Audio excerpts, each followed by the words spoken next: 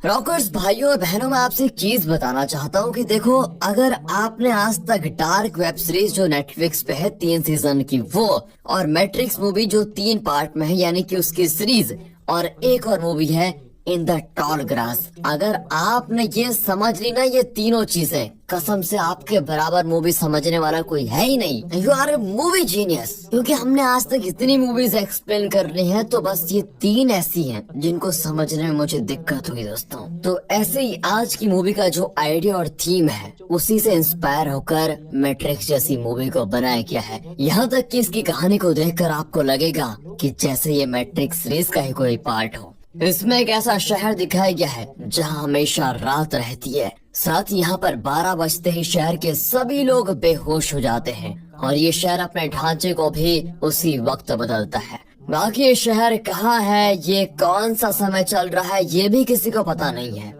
एक तरह से ये शहर यहाँ रहने वाले इंसानों के लिए माया जाल है, जिसका क्या सच है क्या झूठ किसी को कुछ नहीं पता। तो बिना देरी के शुरू करते हैं इस बेहतरीन मूवी को, और जरूर बताना कि आपने डार्क सीरीज मैट्रिक्स और इन द टॉल ग्रास देखी है कि नहीं। मूवी की शुरुआत में हमें एक शहर दिखाया जाता है जो कि रात के अंधेरे में डूबा हुआ है। तभी एक होटल के अंदर हम एक आदमी को देखते हैं जो कि बाथटब में पड़ा होता है। इस आदमी का नाम जॉन है। इसे अपने बारे में कुछ भी याद नहीं है, यहाँ तक कि वो कौन है, उसका अपना नाम क्या है, उसे कुछ नहीं पता। साथ ही वो यहाँ कैसे पहुँचा इसकी भी उसे कोई जानकारी नहीं है। वो उठकर चलने की कोशिश करता है तो थोड़ा लड़खड़ाने की वजह से उससे एक फिश पॉट जमीन पर गिर जाता है। फिर उस फिश को उठाकर जॉन बाथटब में डाल देता है। इसी बीच जॉन को एक डॉक्टर का फोन आता है जिसका नाम है डैनियल। डैनियल जॉन से कहता है कि देखिए, मुझे पता है तुम बहुत ही कंफ्यूज हो, तुम्हें अपने बारे में कुछ भी याद नहीं है। पहले तुम वहाँ से निकलो क्योंकि 3 खतरनाक लोग तुम्हारी तलाश करते हुए आ रहे हैं। डॉक्टर की बातों से जॉन कंफ्यूज था।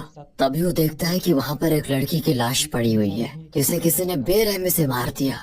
साथ ही चाकू भी मौजूद होता है। तो अब जो भी जॉन को यहाँ देखेगा वो तो यही समझेगा कि ये जॉन ने किया है, इसलिए फोन पर बात करना छोड़कर वो तुरंत बाहर निकलता है। वो कपड़े पहनता है। उसकी कोट की जेब में कुछ चाबियां और एक पोस्ट कार्ड मिलता है जिसमें शेल बीच लिखा होता है। साथ ही एक सूटकेस भी है। अब वो उसे बाहर लेकर जाता है। वहाँ अजीब से 3 लोग सच में उसकी तलाश करते हुए यहाँ पहुँच गए थे। फिर जॉन उनसे बचकर दूसरे रास्ते से बाहर निकलता है और देखता है कि इस होटल के स्टाफ का हर एक आदमी सो रहा है। साथ ही घड़ी में ठीक 12 बज रहे हैं। तब जॉन चुपचाप बाहर निकलने की कोशिश कर रहा होता है और तभी सभी जाग जाते हैं, वो भी एक साथ। रिसेप्शन वाला बंदा जॉन को रोकते हुए पूछता है कि आप यहाँ पिछले 3 दिनों से रुके हुए हैं, तो इसके बदले जो वॉलेट तुमने हमारे रेस्टोरेंट में छोड़ा है उसमें इतने पैसे नहीं है कि 3 हफ्तों तक यहाँ रहने का दाम चुकाया जा सके।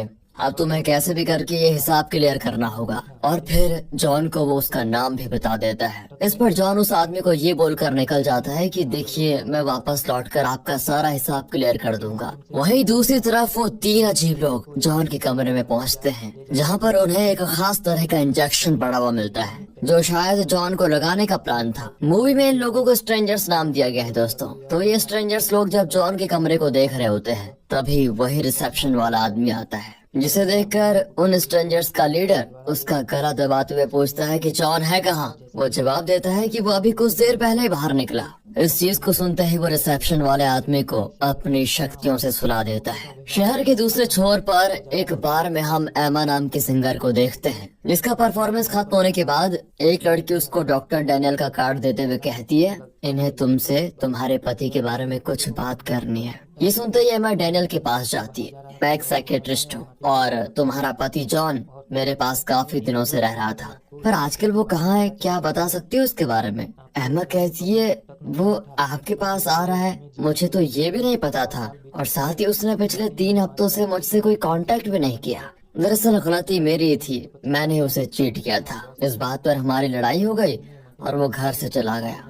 मुझे लगा गुस्सा शांत हो जाएगा तो वो जरूर आ जाएगा, पर अब लगता है कि वो पक्का किसी मुसीबत में है। अब इस पर डैनियल एक एग्जाम्पल दिखाता है जिसमें वो भूल भुलैया वाले जैसे एक स्ट्रक्चर में चूहे को छोड़कर कहता है कि देखो, जॉन की हालत इस वक्त इस चूहे की तरह है, वो पक्का कहीं फंसा हुआ है और तुम्हें जैसे उसके बारे में कुछ पता चले तो मुझे जरूर बताना। उधर जॉन लगातार याद करने की कोशिश कर रहा होता है कि आखिर मैं हूँ कहाँ पर, कहाँ से आया हूँ, मेरा नाम क्या है।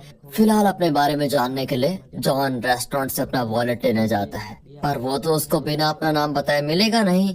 असल में रिसेप्शनिस्ट ने जॉन को उसका नाम जे मर्डॉक बताया था, और उसका नाम जॉन मर्डॉक है उसे ये नहीं पता। जॉन जब रेस्टोरेंट में पर्स लेने के लिए जाता है तो उसे लेने के लिए वो वॉलेट की तरफ गौर से देखता है, जिसके ये करते ही वॉलेट जहाँ पर रखा होता है उस जगह का कांच टूट जाता है और जॉन अपना वॉलेट ले लेता है। दरअसल यहाँ पर जॉन ने एक तरह से टेलीकिनेसिस पावर का इस्तेमाल किया है, पर उसके पास ये पावर आई कैसे ये तो उसे खुद भी नहीं पता, ना ही हमें पता है। इसी बीच वहाँ कुछ पुलिस वाले बैठे होते हैं तो उन्हें जॉन पर थोड़ा शक होता है, पर उसी वक्त एक सेक्स वर्कर उसे आकर बचा देती है। वो कहती है कि जॉन मेरे साथ है, फिर वो उसे अपने साथ लेकर आती है, जहाँ पर जॉन उस लड़की को कहता है कि देखो ऐसे किसी को अपने घर नहीं लाना चाहिए, क्या पता मैं एक कातिल हूँ और तुम्हें मार दूँ तो। वो लड़की भी कहती है कि अरे मुझे एक्सपीरियंस है, मैं लोगों की आंखों से पता लगा लेती हूँ कि इसमें क्या क्या चीजें हैं, क्या करता है वगैरह वगैरह, तुम किसी की जान नहीं ले सकते। यहाँ जॉन उसके बच्चे को देखता है और वहाँ से थैंक यू बोलकर चला जाता है। अब होटल में ऑफिसर फ्रैंक आता है क्योंकि उसे किसी लड़की के खून की खबर मिली है। फ्रैंक रिसेप्शन पर जॉन के कमरे के बारे में पूछता है तो वहाँ पर इस बार कोई दूसरा ही आदमी बैठा होता है। वो फ्रैंक को जॉन का रूम नंबर बताता है और वहाँ फ्रैंक को मिलती है एक लड़की की लाश, जिसके शरीर पर अजीब से सर्कल बनाए गए होते हैं। फ्रैंक ये भी देखता है कि एक मछली बाथटब में तैर रही है। ये देखकर वो सोचता है कि भला कोई कातिल किसी मछली को मरने से क्यों बचाएगा।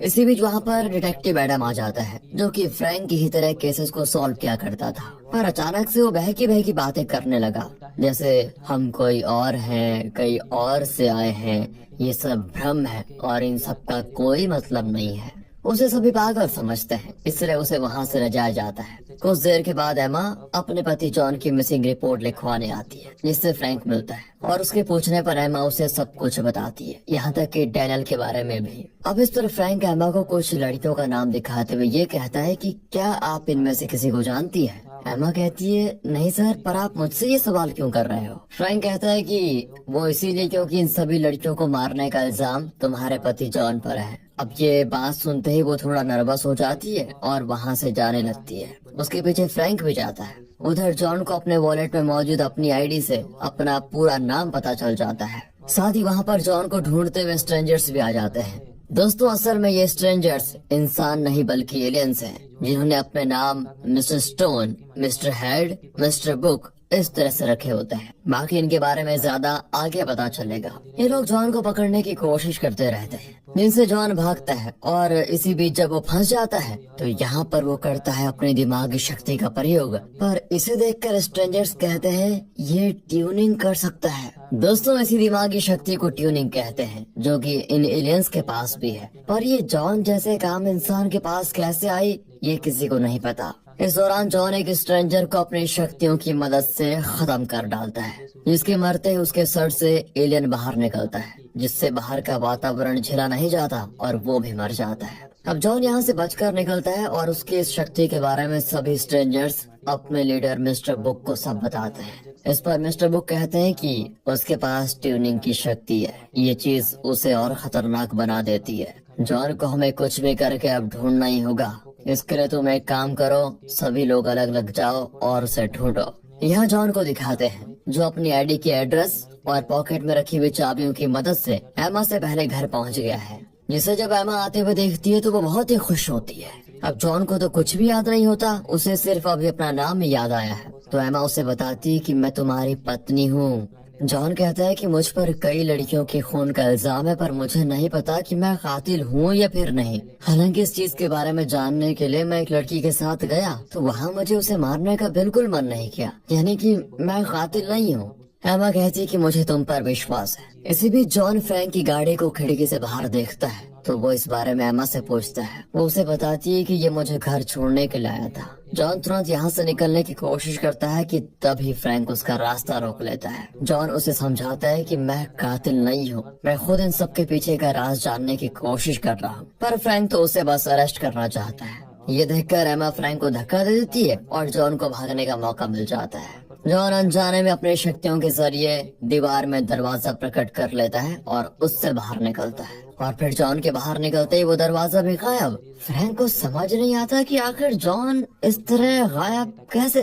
अब एमा ने फ्रैंक और जॉन दोनों को ही डैनियल के बारे में बताया था, तो फ्रैंक डैनियल से पूछताछ करने पहुंच जाता है। फिर उनके बीच कुछ बातें होती है तो डैनियल वहां से चला जाता है। पर इस दौरान जॉन डैनियल का पीछा कर रहा होता है, जो कि एक पूल में जाता है। वहाँ पर डैनियल से मिलने के लिए मिस्टर हैंड आए होते हैं। वो डैनियल से कहते हैं कि आखिर जॉन के ऊपर तुम्हारे इंजेक्शन का असर क्यों हुआ और उसके अंदर ट्यूनिंग की शक्ति कैसे आई।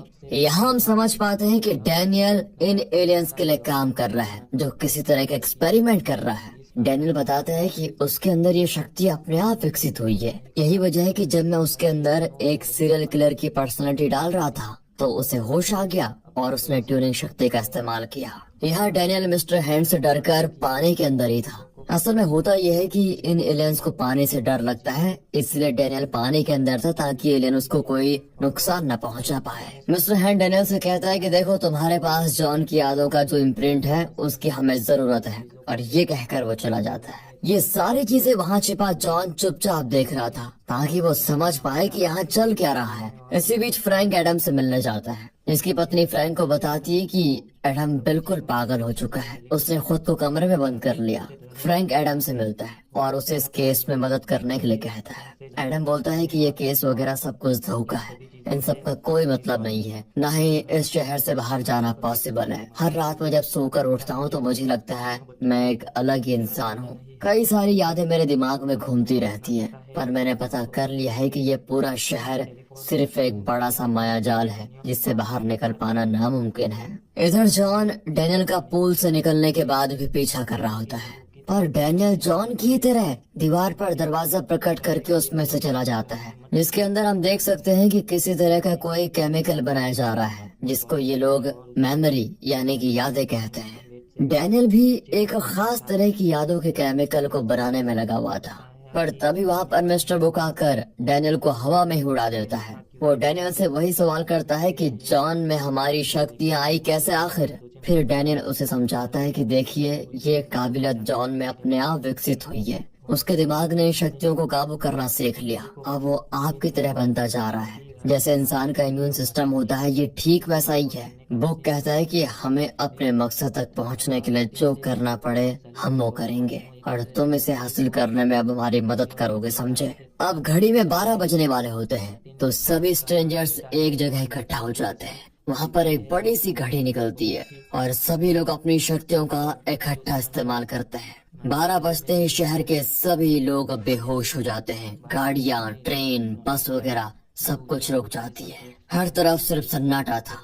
इसी दौरान वो स्ट्रेंजर्स डैनियल के साथ मिलकर लोगों की यादों को पूरी तरह बदलने का काम करते हैं। साथ ही शहर के ढांचे को टेलीपैथिक पावर की मदद से पूरी तरह बदला जाता है। गरीब अमीर बन जाता है, अमीर गरीब। हर इंसान की बेहोशी के दौरान डैनियल कुछ लोगों की यादों को दूसरे की यादों से बदल देता है, यानी कि जब वो जागेंगे तो उनकी यादें बदल चुकी होंगी, उनकी जिंदगी, उनका काम, सब कुछ बदल चुका होगा। इसे आप ऐसे समझ सकते हैं जैसे हम कंप्यूटर्स के डाटा को आपस में बदल दें, ठीक वैसा ही दोस्तों।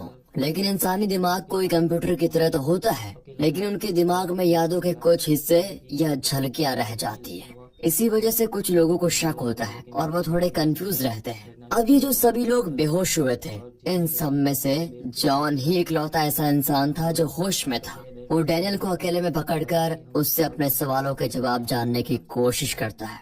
डैनियल उससे कहता है कि मैं तुम्हारी मदद करना चाहता हूँ, मैं तुम्हें शक्तियों को कैसे इस्तेमाल करना है ये सिखा सकता हूँ। पर जॉन को उस पर विश्वास नहीं होता, इसलिए वो स्ट्रेंजर्स के बहाने पर चला जाता है। इसके बाद फिर सब कुछ नॉर्मल हो जाता है, पूरा शहर होश में आता है। लेकिन कुछ लोगों की जिंदगी पूरी तरह से बदल चुकी होती है, उनके दिमाग में उनकी नई यादें होती हैं। इस तरह ये लोग हर बार 12 बजते ही इस तरह का कुछ करते हैं कि सभी की यादें बदल जाएं। और ये सब कुछ किसी एक्सपेरिमेंट का हिस्सा होता है जो यहाँ पूरे शहर पर किया जा रहा था। अब जॉन को ढूंढना मुश्किल हो रहा था, तो ये समझने के लिए कि वो कहाँ जा सकता है, मिस्टर हैंड डैनियल के जरिए खुद को जॉन की यादों से इंजेक्ट करने के लिए कहता है। और अब जॉन के बारे में सब कुछ जानने के बाद मिस्टर हैंड उसी लड़की के घर पर पहुँचता है जिसने जॉन को पुलिस से बचाया था। वहाँ जब जॉन नहीं मिलता तो मिस्टर हैंड उसे भी मार देता है। इसी बीच जॉन एक न्यूज़पेपर शॉप पर उसी होटल वाले आदमी को देखता है जो कि जॉन को बिल्कुल नहीं पहचान रहा था। जॉन उससे पूछता है कि तुम कब से यहाँ पर काम कर रहे हो? जवाब आता है 20 सालों से।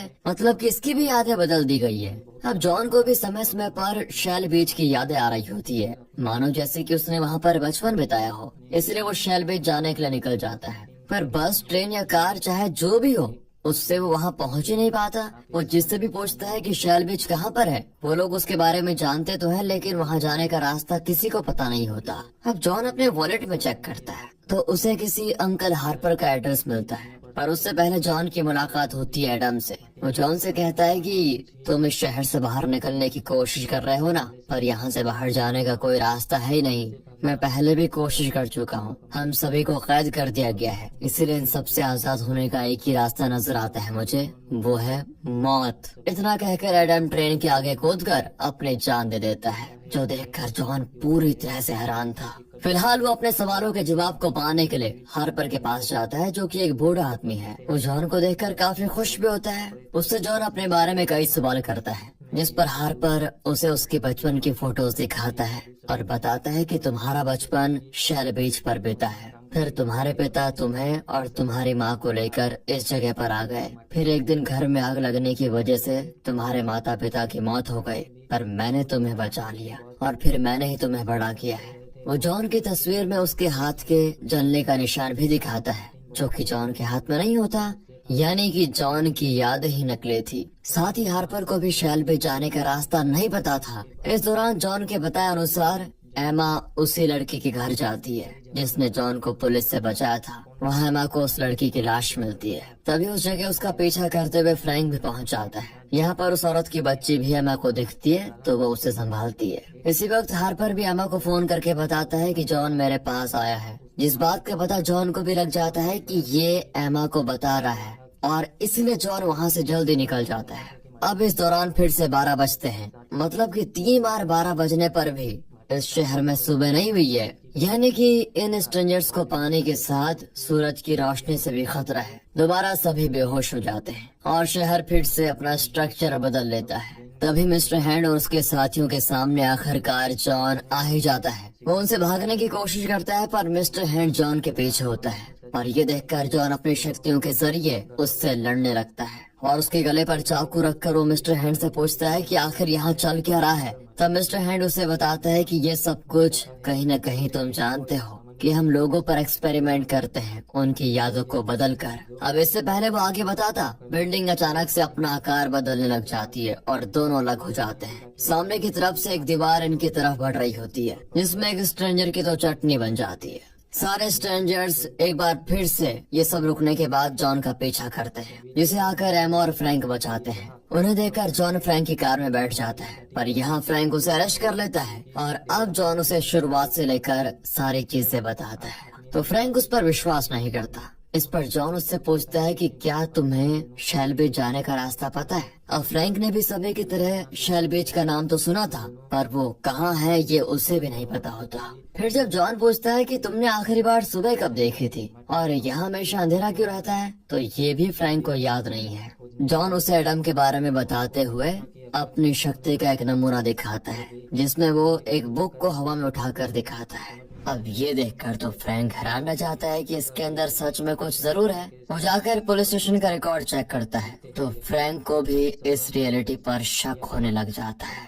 इसी बीच वहाँ पर एंट्री होती है मिस्टर हैंड की, जो जॉन के लिए यहाँ पर आया होता है, पर उसके पहुँचने से पहले ही फ्रैंक जॉन को लेकर निकल चुका था। ये दोनों डैनियल को किडनैप कर लेते हैं, जो वही सब बातें दोहराता है कि मैं तुम्हें इन शक्तियों का प्रयोग करना सिखाऊंगा, क्योंकि तुम ही हमारी आखिरी उम्मीद हो। मैंने ही तुम्हें ये अलग मेमोरी इंजेक्ट करके ये शक्तियाँ तुम्हें दी है, अब तुम ही सब कुछ रोक सकते हो। लेकिन जॉन उससे यहाँ शेल बीच के बारे में पूछता है। डैनियल कहता है कि यहाँ कोई समुद्र है ही नहीं, तो बीच कहाँ से होगा। ये लोग फिर भी उससे रास्ता पूछते हुए आगे बढ़ जाते हैं।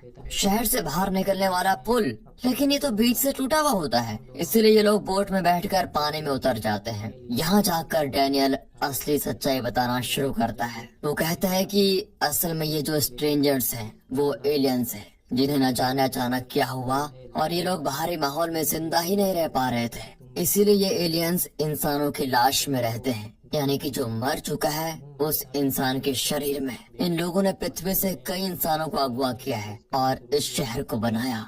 एलियन समझना चाहते थे कि वो लोग इंसानों के शरीर में कैसे रह सकते हैं, लेकिन इंसानी शरीर इन्हें नहीं अपना रहा था, जिस कारण इनको एक प्रयोग की जरूरत पड़ी, जिसके जरिए 12 बजते ही ये लोग सभी की यादें रिसेट कर देते हैं। और जब सभी नई यादों के साथ उठते हैं तो उन्हें लगता है कि दिन बीत गया, पर दिन कभी होता ही नहीं। सूरज और पानी दोनों ही एलियंस को पसंद नहीं होते, इसलिए इन्होंने यहाँ पर इतना ही पानी रखा है जितना इंसान के काम आ जाए। साथ ही ये पूरा शहर अंतरिक्ष में है। अब बात करें कि ये लोग यादें क्यों बदलते हैं, वो इसलिए ताकि ये इंसानों को समझ सके कि वो आखिर अलग अलग तरह से किस तरह बर्ताव करता है। जैसे कोई पुलिस ऑफिसर, कातिल या फिर होटल मैनेजर। इस प्रयोग के जरिए ये इंसानों को समझकर उनके शरीर को होस्ट की तरह इस्तेमाल करना चाहते थे, क्योंकि इनकी प्रजाति विलुप्त होने वाली थी, इसलिए ये ऐसा कर रहे थे। मतलब कि हर इंसान की यादें इतनी बार बदल दी गई थी कि कौन सी यादें असली हैं ये बताना मुश्किल था। और दोस्तों, ऐसे ही लोगों की यादें तो एलियंस भुला देते थे,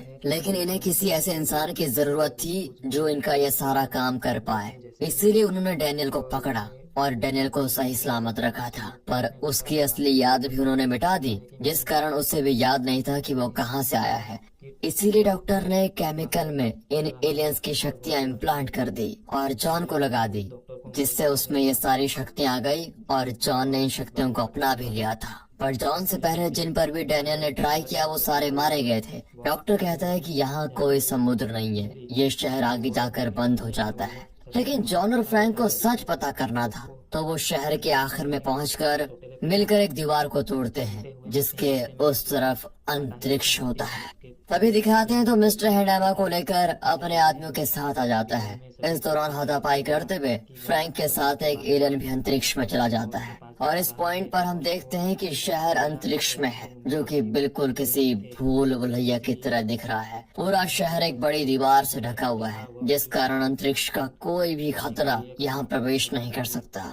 अब झूठी यादें ही सही, लेकिन जॉन एमा को चाहता तो था, इसलिए वो मिस्टर हैंड के सामने झुक जाता है। अब जॉन भी इन एलियंस की तरह बन गया था, तो मिस्टर बुक डैनियल से कहते हैं कि इसके अंदर तुम हम सभी की यादें इम्प्रिंट कर दो, यानी कि हमारे प्रयोग का आखिरी चरण। मगर यहाँ डैनियल तो अपने द्वारा बनाया गया एक अलग ही केमिकल इम्प्रिंट करता है, जिसके जरिए जॉन अपनी शक्तियों का ठीक तरह से इस्तेमाल करना, इन एलियंस को हराना कैसे है और यहाँ की हर चीज कैसे काम करती है, वो सब कुछ सिखा दिया होता है। यानी ये सारी जानकारी जॉन के दिमाग में स्टोर हो गई थी। तो बस अब जॉन चाहते ही अपनी शक्तियों का पूरी तरह से इस्तेमाल करके सारे एलियंस को भगा देता है। मिस्टर बुक और उसकी काफी लंबी लड़ाई होती है, पर उसे भी जॉन एक चाकू से मार देता है। वो पूरे शहर को ही पूरी तरह बदल देता है और अपने शहर को सूरज के पास लेकर जाता है, जिससे पहली बार यहाँ दिन होता है। साथ ही वो समुद्र भी बना देता है। लेकिन मिस्टर हैंड अभी भी बचा हुआ है।